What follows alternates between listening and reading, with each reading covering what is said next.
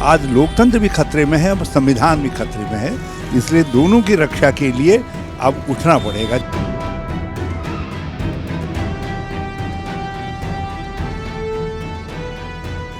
जो आज आप जनसंपर्क कर रहे हैं रुड़की विधानसभा में मैं देख रहा हूं, तो आपको लोगों का कितना समर्थन मिल रहा है? बहुत समर्थन मिल रहा है, बड़ा प्यार मिल रहा है। हमारा लोकतांत्रिक कर्तव्य है कि हम लोग मतदाता से प्रार्थना करें, और रुड़की के मतदाताओं के माध्यम से मैं सारे राज्य के मतदाताओं से प्रार्थना कर रहा हूं कि कांग्रेस को वोट दीजिए। अच्छा, अभी मैं आपको सुन रहा था कि अभी आप एक व्यक्ति को बोल रहे थे कि लोकतंत्र खतरे में है, लोकतंत्र और संविधान, तो आप उस पर क्या कहना चाहें, किस प्रकार से खतरे? लोकतंत्र आज हमारे धर्म का एक महत्वपूर्ण धर्म है लोकतंत्र, और उसकी मर्यादा संविधान है।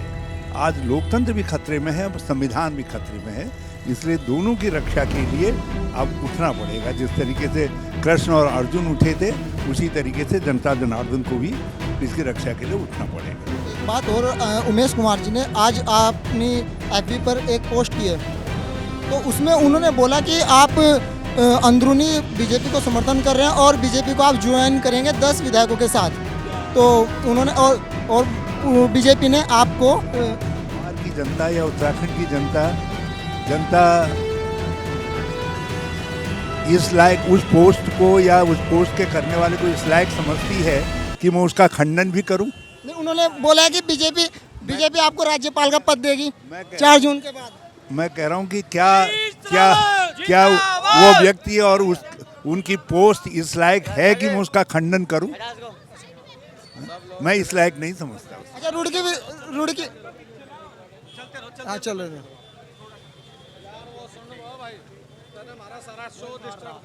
रुड़की विधानसभा से आपको क्या लगता है, क्योंकि रुड़की विधानसभा में बीजेपी की, एक मिनट, रुड़की विधानसभा से आपको क्या लगता है, जैसे बीजेपी की जो है यहाँ पे विधायक निकले हैं, तो यहाँ से कांग्रेस को कितना वोट मिलेगा?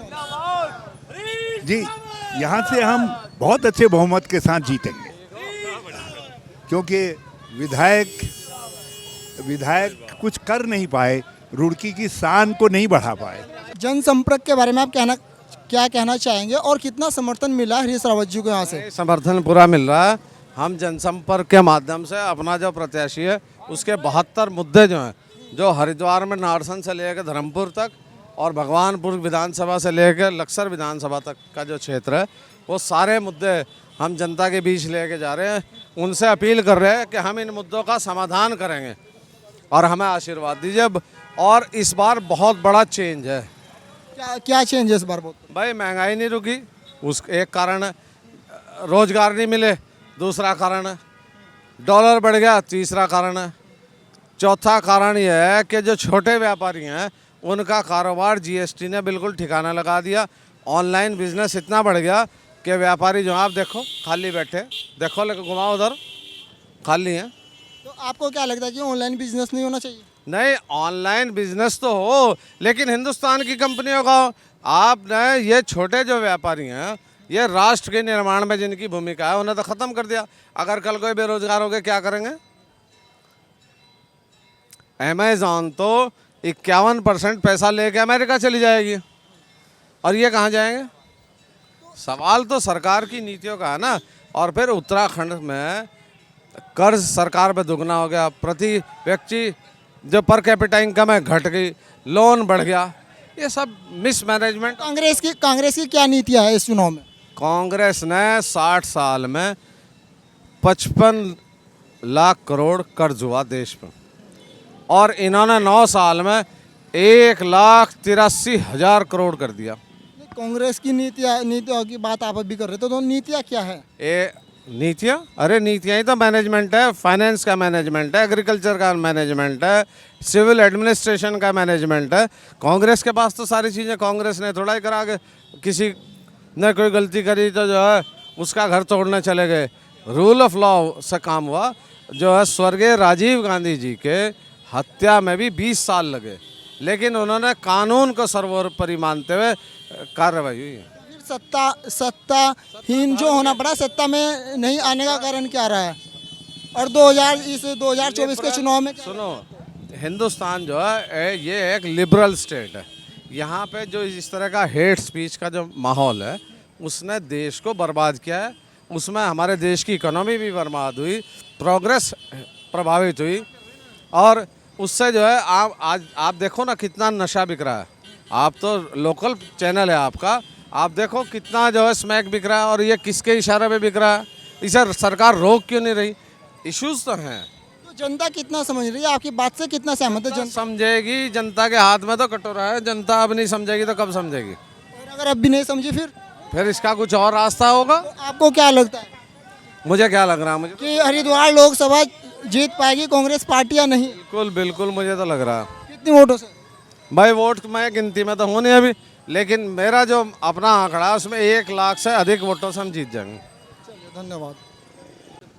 सर, मैं आपसे ये पूछना चाहूँगा कि यहाँ पर जो जनसंपर्क हो रहा है रुड़की विधानसभा के अंदर, तो लोगों का समर्थन कितना मिल रहा है कांग्रेस पार्टी को? देखिए, इसका तो जायज़ा आप लोग ज़्यादा बढ़िया बता सकते हैं। आप देख सकते हैं हरीश रावत जी अभी सिविल लाइंस में हैं और सारे व्यापारी भाइयों से मिलते हुए जा रहे हैं, और लगातार व्यापारी भाई जो है उनका स्वागत भी कर रहे हैं दिल से, और उन्हें जो है आश्वासन भी पूरा दे रहे हैं कि वो वोट करेंगे। तो ये हमारे लिए सौभाग्य की बात है। यहाँ का मतदाता जो है कांग्रेस को वोट करने जा रहा है और कांग्रेस के प्रति अपना विश्वास रख रहा है। क्या जो रुड़की विधानसभा में बीजेपी को जितना वोट पड़ा था और कांग्रेस पार्टी को भी वोट पड़ा था, तो क्या बीजेपी के वोट को भेद पाएगी कांग्रेस पार्टी लोकसभा चुनाव में? लोकसभा चुनाव में इस बार हर विधानसभा से कांग्रेस बढ़त पर है और कांग्रेस को बढ़त मिल रही है, क्योंकि जो नीतियाँ और करनी कथनी का फ़र्क आया है भाजपा की, उससे जो मतदाता है, जो लोग हैं यहाँ के प्रदेश के, वो बहुत आक्रोशित हैं और भाजपा के खिलाफ हैं। इसलिए वो कांग्रेस को समर्थन लगातार दे रहे हैं, कांग्रेस प्रत्याशी की तरफ जा रहे हैं। आपने कहा करनी कथनी की भी बात आपने की, थोड़ा सा स्पष्ट करेंगे? मैं बिल्कुल करूँगा यार। देखिए, जो लोग कहते थे 2014 में कि हम पूरा भारत कांग्रेस मुक्त कर देंगे, वो अपनी पार्टी भाजपा ही नहीं बचा पाए। भाजपा आज जो है कांग्रेस में है। लगातार कांग्रेस पार्टी के विधायक, सांसद, उनके कार्यकर्ता, वो उन्हें लगातार लेने का काम कर रहे हैं। और आप किसी भी प्रदेश में देख लीजिए, और केंद्र सरकार में, वहाँ पे कांग्रेस के जो पूर्व विधायक रहे हैं, जो सांसद रहे हैं, वो उनकी सरकारें चला रहे हैं। एक जगह तो जो है उनका चीफ मिनिस्टर ही कांग्रेस से गया हुआ हमारा विधायक था। कांग्रेस के पार्टी के बहुत से कार्यकर्ता बीजेपी ज्वाइन कर लिया, और अभी चुनाव के समय में देखा जा रहा है कि बीजेपी के अंदर रोज ना रोज बहुत लोग ज्वाइन कर रहे हैं बीजेपी पार्टी को। क्या कांग्रेस में भी ज्वाइन हो रहा है ऐसे, क्योंकि बीजेपी को कई जगहों से समर्थन मिल रहा है, तो इस पर आप? देखिए, लोग जो भाजपा है, जो भाजपा पहले थी, अब मोदी सरकार या मोदी सरकार वो है गारंटी, उसमें लगातार ईडी, इनकम टैक्स और उसमें जो है सीबीआई के छापे डर दिखाकर उनको लिया जा रहा है। वो ये कोशिश कर रहे हैं कि लोकतंत्र को ख़त्म कर दिया जाए और पार्टी का हर दूसरी जो विपक्ष में बैठी है उसका हर कार्यकर्ता भी भाजपा में आ जाए और भाजपा का होकर रह जाए। तो आपको क्या लगता है कि हरिद्वार लोकसभा से कांग्रेस कितनी वोटों से जीत सकती है? देखिए, मैं इसमें विश्वास नहीं करता कि कितने वोटों से जीत सकती है। मैं सिर्फ इतना कहना चाहूँगा, कांग्रेस 5 सीटें जीत रही है यहाँ की, उत्तराखंड की, और 5 सीटों पे इस वक्त यहाँ के जो हमारे प्रत्याशी हैं उनकी बढ़त है। और आप देखिएगा हरिद्वार लोकसभा भी जो है वीरेंद्र रावत जीत कर जाएंगे और अच्छे मतों से जीत कर जाएंगे। जनसंपर्क कर रहे हैं हरीश रावत जी यहाँ पर, तो कितना जनता का समर्थन मिल रहा है हरीश रावत जी को? देखिए, जनता का बहुत समर्थन मिल रहा है, और क्योंकि त्यौहार चल रहा है यहाँ पर, अब रमज़ान का महीना है और नवरात्रे भी हो गए, तो लोग अपने कार्य में ज़रा व्यस्त है। नहीं तो बहुत गैदरिंग हमारे साथ अब भी चल रही है, और हम विकास के लिए, जो पिछले 10 साल में भाजपा शासन में विकास नहीं हुआ, हम अपने मेंबर के लिए, जो हमारे पार्लियामेंट मेंबर का इलेक्शन लड़ रहे हैं वीरेंद्र रावत जी, उनके लिए हम अपनी नीतियों के लिए बता रहे हैं कि ये पिछली सरकार जो भाजपा की रही, इन्होंने युवाओं का कितना नुकसान हुआ, किसानों का कितना नुकसान है, व्यापारियों का कितना नुकसान है। आज हम जो इलेक्शन लड़ रहे हैं, और हमारी पार्टी की जब सरकार बनेगी तो हम इन मुद्दों पे विशेष ध्यान देंगे, और हमारे साथ जनता जुड़ी हुई है और बहुत अच्छा कार्य हमारा चल रहा है। तो आपको क्या लगता है हरिद्वार लोकसभा निकाल पाएगी कांग्रेस पार्टी? बिल्कुल 100% निकाल पाएगी, क्योंकि जैसे कि मैं देख रहा हूँ कि लोग बागे कांग्रेस के भी बहुत से कार्यकर्ता है जो कि बीजेपी ज्वाइन कर चुके हैं, और रोज़ दिन पर दिन बीजेपी ज्वाइन करते जा रहे हैं लोग। तो इस तरीके से आपको क्या लगता है कि कांग्रेस पार्टी के लिए थोड़ा कठिन नहीं हो सकता है? देखिए, कुछ लोग ऐसे होते हैं जो लोभ लालची होते हैं, वो तो जिसकी सरकार होती है उसमें अपने लालच को चले जाते हैं। वरना जो कार्यकर्ता हैं कांग्रेस के, हम 45 साल से कांग्रेस में, आज तक कभी भी नहीं कहेंगे और कांग्रेस का ही काम करते हैं और जनता के हितों में काम करते हैं, जनता में आशीर्वाद देती है। लेकिन जिस विधानसभा में आप जनसंपर्क कर रहे हैं रुड़की में, यहाँ से जो कि ये बीजेपी के विधायक है, तो आपको क्या लगता है इस विधानसभा से कांग्रेस पार्टी कितनी वोट भेज पाएगी? देखिए, मैं आपको ये सही बोल रहा हूँ कि जो हमारी विधानसभा रुड़की है, इसमें हम वीरेंद्र रावत जी को जिता के भेजेंगे। और बीजेपी के कार्यकर्ता कहते हैं कि जो वोट हमारी उससे भी ज़्यादा वोट डलेगी। नहीं नहीं, बिल्कुल गलत है उनकी सोच, क्योंकि जनता के काम नहीं हो, जनता बहुत परेशान है। जैसे नगर निगम में ही है, आप सेल्फ असेसमेंट टैक्स पे देख लीजिए, हरिद्वार में मान लो 1 गुना है, यहाँ पर 2 गुना। तो इसलिए बहुत ही लोग परेशान हैं इस सरकार से। कार्यकर्ता तो ऐसे ही ऊपर ऊपर बोल रहे, वरना है कुछ नहीं। कांग्रेस के समर्थन में है सब व्यापारी और सब लोग। अच्छा, मैं देख पा रहा हूँ कि जो आपका जनसंपर्क हो रहा है और बाकी बीजेपी पार्टी का जनसंपर्क होता है, आपके जनसंपर्क से ज़्यादा भीड़ देखने को मिलती है उनकी पार्टी में? नहीं, कोई ऐसा नहीं है। कभी 2, 4, 10, 20 आदमी उनके ज़्यादा हुए, कभी हमारे। क्योंकि मैंने अभी बोला था आपको कि उसका रमज़ान का महीना है और नवरात्रे शुरू हो गए, इसलिए सब अपने अपने घरों में काम सामान लाना, ये उसमें लगे हुए हैं। Thank you. ओके, हमारे साथ आशीष सैनी जी भी है कांग्रेस पार्टी से, मैं इनसे बातचीत करूंगा। सर, सबसे पहले तो आप ये बताइए, जो हरीश रावत जी जनसंपर्क कर रहे हैं, तो जनता का कितना समर्थन इनको मिल रहा है? देखिए, लोगों का समर्थन केवल 3 मुद्दों पर है। 3 मुद्दे क्या है कि महंगाई, भ्रष्टाचार, बेरोजगारी, ये मूल मुद्दे हैं जिनसे हम परेशान हैं।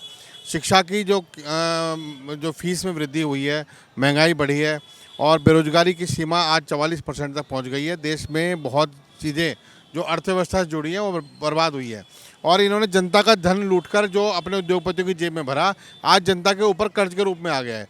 आज हम उस चीज़ को लेकर जो जनता में आक्रोश बीजेपी के खिलाफ है, वो बीजेपी के खिलाफ का आक्रोश भी कांग्रेस के साथ है। यानी कांग्रेस का अपना बहुमत, अपनी विचारधारा का बहुमत भी और बीजेपी के खिलाफ पड़ने वाला वोट भी एक साथ कांग्रेस के साथ है।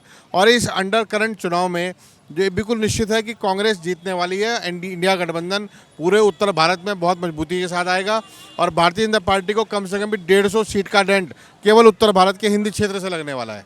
लेकिन बीजेपी तो बोलते कि 400 पार होने वाला है इस बार, और हरिद्वार लोकसभा में भी 5 लाख से पार वोट मिलने वाला है। देखिए, बीजेपी ने वो नारे दिए हैं, लेकिन उस नारों का आधार नहीं बताया।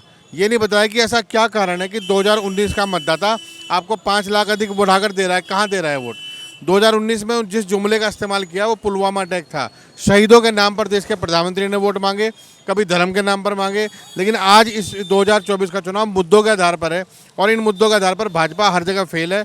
इनका मैनिफेस्टो कभी लागू नहीं हुआ, उसका एक भी बिंदु लागू नहीं हुआ। तो आज जो आक्रोश है वो देखिए, 2 तरह का वोट है। कांग्रेस के पक्ष में जो वोट मिलता है वो भी है, प्लस बीजेपी के जो खिलाफ वोट पड़ रहा है, बीजेपी से नाराजगी वाला वोट है, वो भी आज कांग्रेस की तरफ आ गया है। अच्छा, अभी आपने बात की शहीदों के लिए, तो सैनिकों के लिए कांग्रेस ने क्या सोचा है? देखिए, सही भारत, क्योंकि मैं आपको बता दूं, भाजपा जो है कि सैनिक सम्मेलन कर चुकी है, 102 सम्मेलन कर चुकी है, सैनिकों को इकट्ठा कर चुकी है, लेकिन कांग्रेस पार्टी ने सैनिकों के लिए क्या सोचा है? देखिए, सेना और सैनिक शब्द जब दिमाग में आता है तो एक ग्लोरीफाइड जॉब जो देश की रक्षा के लिए इस्तेमाल की जाती है वो हमें देखने को मिलता है। हमारे दिमाग में एक ऐसा जवान आता है जिसने देश की रक्षा के लिए 15 साल अपनी जान लड़ाने की कोशिश की और उसके बाद अगर वो रिटायर होता है तो समाज के अंदर भी सम्मान पाता है। आज भाजपा ने उस सेना के स्ट्रक्चर को ही समाप्त कर दिया। 4-4 साल के अग्निवीर देश के लिए अपने जिस जब रिटायर होंगे तो वो किसी महत्वपूर्ण उस पर वो नहीं आएंगे। उनकी जो सामाजिक स्वीकार्यता थी, सामाजिक पहचान थी, उसको कमज़ोर किया। और भाजपा ने OROP यानी 1 रैंक 1 पेंशन पर भी देश को धोखा दिया है, उसका भी बजट अभी तक जारी नहीं किया है। तो भाजपा ने सेना के लिए कुछ नहीं किया, लेकिन सेना का इस्तेमाल जरूर किया है। हर जगह शहीदों की बात करते हैं, लेकिन वहाँ चीन बॉर्डर पर चीन ने 20 सैनिकों को मार दिया। पुलवामा के सैनिकों की हत्या जो हुई है वो बीजेपी की साजिश है और हम ये कह रहे हैं कि बीजेपी का वो जो मास्टरमाइंड है, यदि हम उसको जानने की कोशिश करेंगे, ढूंढने की कोशिश करेंगे जहाँ एजेंसियाँ, उसके तार निश्चित रूप से भाजपा कार्यालय पर जाकर ही खुलेंगे। और ये जो तार खुल रहे हैं यही बीजेपी की पोल खुल रही है। ये इन्होंने चंदाखोरी के मामले में गड़बड़ करी। आज हमें मालूम हुआ कि चंदे की जो सीमा थी यानी 4 लाख करोड़ रुपए तो आइसबर्ग का केवल ऊपर का हिस्सा था, नीचे तो बहुत बड़ी अमाउंट है। अभी PM के फंड में घोटाला और एक इन्होंने अक्षय कुमार ने एक फंड चलाया था भारत के सैनिकों के लिए, उसमें 250 करोड़ रुपए का फंड है, वो गायब है। लेकिन मैंने आज कुछ पूर्व रिटायर्ड सैनिक से बात की तो उन्होंने मेरे को बोला कि हम जब कांग्रेस की सरकार थी तब हमें ऑर्डर्स मिलने में काफ़ी टाइम लगता था, तब तक कुछ भी हो सकता था सैनिक के साथ, लेकिन अभी बीजेपी की सरकार में तुरंत हमें इतनी अथॉरिटी है कि हम कुछ भी कर सकते हैं, मतलब ऑर्डर्स का वेट नहीं करना पड़ता। देखिए ये केवल एक फिल्मी कहानी है कि ऑर्डर्स मिलते थे, ऑर्डर का वेट करना पड़ता था। सबको मालूम है सेना भारतीय के प्रधानमंत्री के अंडर में नहीं आती, सेना भारतीय सेना के जो इंचार्ज हैं, जो हेड होते हैं उनके अंडर में है, और उसके बाद माननीय राष्ट्रपति के होते हैं। उसमें भारत के प्रधानमंत्री का कोई रोल ही नहीं है।